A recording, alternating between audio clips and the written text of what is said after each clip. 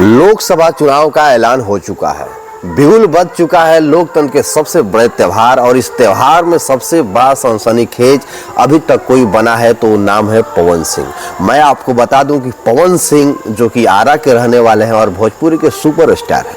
पवन सिंह का नाम तो पहले से ही सारा जग जाहिर था, लेकिन पवन सिंह को पूरा भारत उस समय जान गया जब बीजेपी ने अपनी पहली लिस्ट जारी की और उस लिस्ट में पवन सिंह का नाम आसनसोल से था।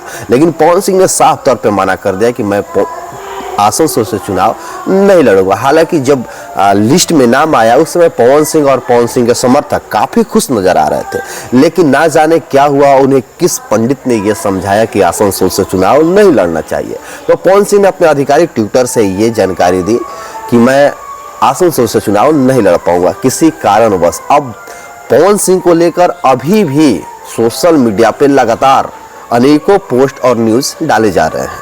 सभी लोग ऐसा भी कयास लगा रखे हैं कि पवन सिंह आरजेडी से जाएंगे और आरा से चुनाव लड़ेंगे, लेकिन बीजेपी की संभावित जो सीट लोगों का मानना जो जिसे संभावना के तौर पर देखा जा रहा है, तो पवन सिंह को आरा की सीट दी जा सकती है। चूंकि पवन सिंह मास गेनर है और बीजेपी कभी नहीं चाहेगी कि ऐसे मास गेनर को हम अपने पार्टी से बाहर कर दें। चलिए हम लोग कुछ उस तथ्य पर भी बात करते हैं जो तथ्य जो कारण बना था कि आखिर पवन सिंह को क्यों वहां से टिकट लौटाना पड़ा। आसनसोल की सीट चूंकि वहां बिहारियों का गढ़ है और वहां से बिहारी बाबू चुनाव लड़ते हैं। बिहारी बाबू का नाम आप सुने होंगे, जिसे हम लोग शॉटगन यानी कि शत्रुघ्न सिन्हा खामोश, ये बात आपने सुना होगा। पवन सिंह उनको अपना बड़ा भाई मानते हैं और उनके खिलाफ चुनाव नहीं लड़ना चाहते, लेकिन बीजेपी है जो उनको उन्हीं के खिलाफ चुनाव लड़ना चाह रही। पवन सिंह ने इसे खारिज किया कि मैं वहां चुनाव नहीं लड़ूंगा। लेकिन पवन सिंह एक वादा जो अपनी मां से अपने श्रोता से की है कि मैं चुनाव लड़ूंगा, उस वादे का क्या? उस वादे को निभाने के लिए पवन सिंह चुनाव लड़ेंगे और बोले हैं कि जीतेंगे भी।